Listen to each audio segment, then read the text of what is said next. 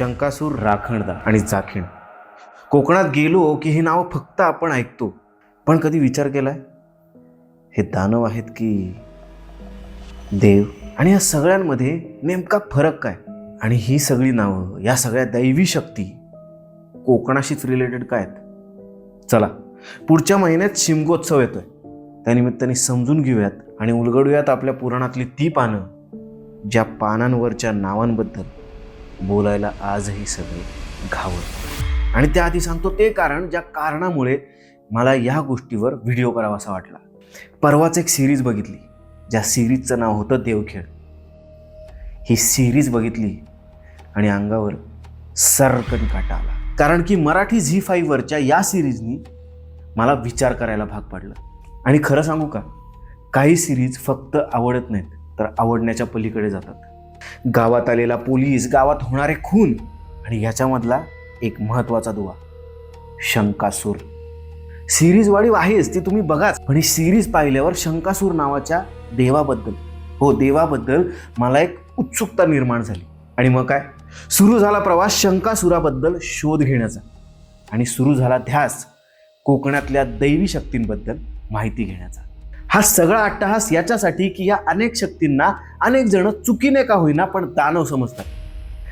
चला सुरू करूया हा व्हिडिओ त्याच्यापासून, जी आहे कोकणातली पहिली शक्ती, जिचं नाव आहे शंकासूर. शंकासूर हा शब्द ऐकला की डोक्यात राक्षस येतो ना, पण तसं नाहीये. कोकणकरांसाठी हा शंकासूर देवाच्या जागी. पण याच्यासोबत असं काय घडलं होतं ज्याच्यामुळे हा कोकणामध्ये प्रत्येक शिमग्याला येतो? मत्स्य पुराणात आणि ब्रह्मांड पुराणामध्ये याचा उल्लेख दिसतो. असं म्हणतात, एकदा शंकासुराने वेदांची चोरी केली होती आणि ती शंखामध्ये लपवली होती. आणि मग काय, विष्णूने मत्स्यावतार घेतला आणि याचा वध केला. पण हे शंकासुराचं एक रूप झालं. पण इतर काही लोककथेनुसार या शंकासुराने लोकांना कधीच त्रास दिला नाही असं सांगितलं जातं, आणि देवांनी भीतीपोटी त्याला मारलं असंही सांगितलं जातं. पण या सगळ्या गोष्टींमध्ये एक फॅक्टर मात्र कॉमन दिसतो, ती म्हणजे मृत्यूच्या काळी शंकासुराने केलेली प्रार्थना. तो म्हणाला, मान्य की मी वेद चोरले, पण इथून पुढे माणसांना मी चुकीच्या गोष्टींची जाणीव करून देईन आणि त्यांना सुधारायला मदत करेन. पण यासाठी मला माझ्या माणसांमध्येच राहायचंय. ह्या माणसांच्या मी कायम स्मरणात राहील असा वर द्या.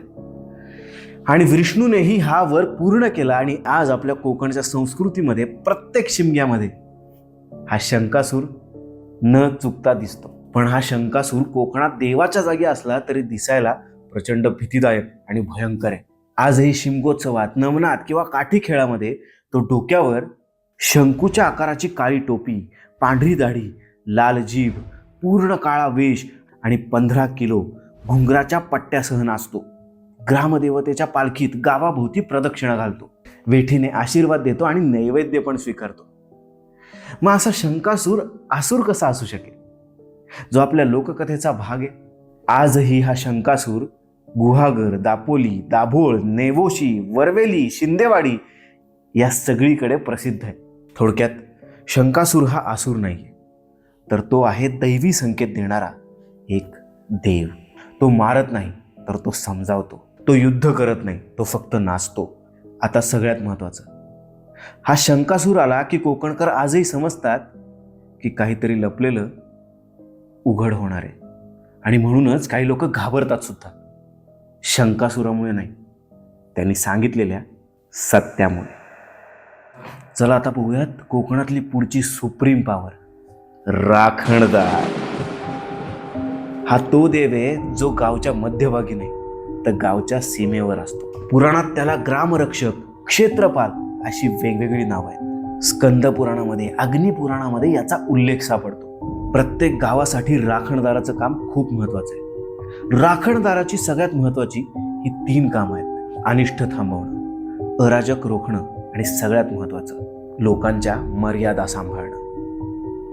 तो रागीट नाहीये, पण तो दुर्लक्ष पण सहन करत नाही. कोकणात तर असं म्हणतात की राखणदार जागा असेल तर गाव झोपलं तरी चालतं, कारण तो दानव नाही, देव आहे. कोकणात या राखणदाराला नेहमीची पूजा, नैवेद्य आणि प्रार्थनेनी मान दिला जातो. याला नारळाचं तोरण किंवा कोंबडीचा बळीही दिला जातो. राखणदार ह्या दैवी शक्तीचं महत्वाचं काम आहे गावात येणाऱ्या संकटांना वेशीवरच रोखणं. म्हणून कोकणातल्या प्रत्येक वाडीमध्ये आजही घराबाहेर पडताना प्रार्थना करतात, साकडं घालतात आणि या राखणदाराला सांगतात, राखणदारा पाठीशी राहा. हा राखणदार कोण हे कळलं असेल तर चला राखणदाराची एक भन्नाट गोष्ट सांगतो. एकदा कोकणातल्या वाडीमध्ये जोराचा पाऊस आणि वारा आला. हा पाऊस आणि वारा इतका होता की आजूबाजूच्या सगळ्या घरांवर झाडं पडायला लागली. पण या वाडीमध्येच एक घर होतं ज्या घरामध्ये फक्त एक म्हातारी राहत. पण गंमत अशी की या परिस्थितीत सुद्धा त्या आजीच्या घराला साधा धक्काही लागला नाही. जेव्हा पाऊस आणि वारा थांबला, सकाळ झाली, गावकऱ्यांनी आजीला विचारलं की आजी, तुझं घर शाबूत कसं राहिलं? तेव्हा आजीने उत्तर दिलं, जेव्हा धो पाऊस आणि वारा चालू होता तेव्हा मी राखणदाराकडे प्रार्थना केली की हे राखणदारा रक्षण कर. थोडक्यात काय तर आजही कोकणातल्या अनेक वाड्या वस्त्यांचं म्हणणं आहे की राखणदार आहे म्हणून आम्ही आहोत.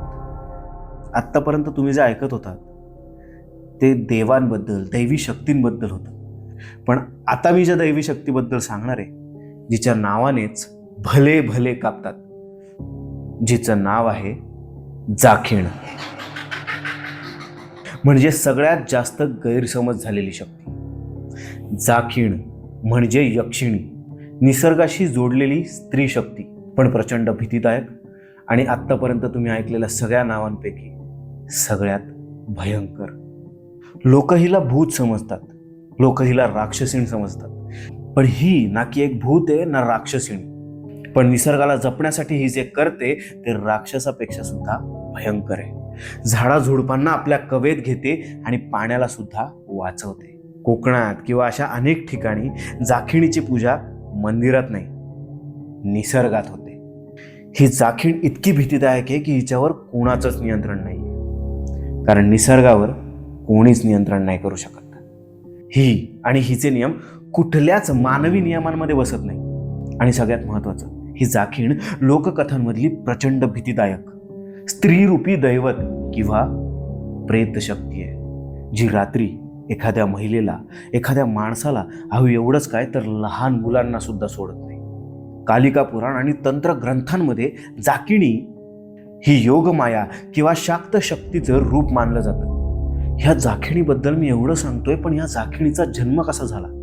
असं म्हणतात दुर्वासा ऋषींनी दिलेल्या शापामुळे ही जाखिणी एक प्रेत रूपी आत्मा झाली आणि हीच जाखिणी मातंगी, भैरवी अशा तंत्र साधनेशी सुद्धा जोडली गेली आणि आजही अनेक जंगलांमध्ये ही दृष्ट प्रेत बनून फिरतीये. तुम्हाला ऐकायचंय ही जाखिणी कशी दिसते? नीट ऐका. लांब उधळलेले केस, पांढरी साडी, पाय उलटे, मागे वळलेले, हसत गात रस्त्यावर किंवा जंगलात दिसते आणि तिची तुम्हाला बोलवण्याची पद्धत सगळ्यात भयंकर. आधी मधुर गाणी गाऊन ती तुम्हाला अट्रॅक्ट करते, विशेष करून प्रेग्नेंट स्त्रियांना किंवा एकट्या पुरुषाला जवळ बोलवते आणि मग निसर्गात ढवळाढवळ करणाऱ्यांना हळूच बोलून तुमच्यावर हल्ला करते. आणि ह्याच हल्ल्याभोवती कायम फिरत असतो चकवा आणि ह्या चकव्याभोवती कायम फिरत असते एक जाखीण. पण असं सगळं असलं तरी आज सुद्धा काही गावांमध्ये हिची पूजा केली जाते, कारण की ही निसर्गाचं रक्षण करते. तीही कुठलीही भीती आणि सीमा न बाळगता. म्हणून हिला दानवाचं नाही, देवीचं स्थान दिलं जातं. पण या जाखिणीबद्दल बोलताना अनेकांनी जे अनुभव सांगितलेत ते कदाचित तुम्हाला ऐकवणारही नाहीत. अनेकांनी शांत झाडाझुडपामध्ये असलेल्या रस्त्यांवर हसणारा आवाज आणि त्या हास्यामागे एक लपलेली झाडामागची स्त्री बघितल्याचं सांगितलं जातं. जाखिणीची एक गोष्ट ऐकणार. गुहाघरमध्ये एका गर्भिणीला गोड आवाजात गाणाऱ्या एका बाईचा आवाज आला. तिच्याकडे बघून, तिच्या गाण्याचा आवाज ऐकून ती गर्भिणी त्या बाईच्या जवळ गेली. पण जवळ जाताच तिचे उलटे पाय बघून तिने राखणदाराकडे विनंती केली, विनवणी केली आणि राखणदाराला सांगितलं, मला यातून सोडव. आज ती गर्भिणी जिवंत आहे आणि व्यवस्थित आहे. ती आणि तिचं बाळ दोघंही सुखरूप आहेत. आता ह्या व्हिडिओमधला सगळ्यात महत्त्वाचा मुद्दा, की ज्यांची आपण नावं ऐकली ते देव होते की दानव? उत्तर सोपं आहे, कोणी निसर्गाचं रक्षण करतं, कोणी मानवाचं रक्षण करतं आणि कोणी त्याच्या वृत्तीचं रक्षण करतं. आणि मग जर का असं असेल तर हे सगळे दानव कसे म्हणायचे? पद्धत, परिस्थिती आणि त्यांचं वागणं जरी वेगळं असलं तरी हे सगळे आपले रक्षण करते आणि आपले देवच आहेत. असो, ही शक्ती कितीही बलाढ्य मोठी असली तरी एक गोष्ट कायम लक्षात ठेवा की ही शक्ती फक्त आशीर्वाद देणारी नाही, तर तुम्हाला मर्यादा घालणारी आहे. त्यामुळे त्यांना जर का तुम्ही नडलात तर तुमचा अंत हा निश्चित आहे. असं म्हणतात की भूत फक्त घाबरवतं, पण देव तुम्हाला शिस्त लावतात. मग ते कोणी का असेनात, शंकासूर, राखणदार, जाखीण, हे भासायला कितीही भयंकर असले तरी असायला ते आपल्यासाठीच असतात, हे लक्षात ठेवा. ह्या व्हिडिओचा जो अर्थ तुम्हाला लावायचा आहे तो लावा, पण एक मात्र सांगतो, आपण सगळेच भूताला घाबरतो, पण एक गोष्ट नक्की की या जगात भूतालाही घाबरवणारं कोणीतरी आहे.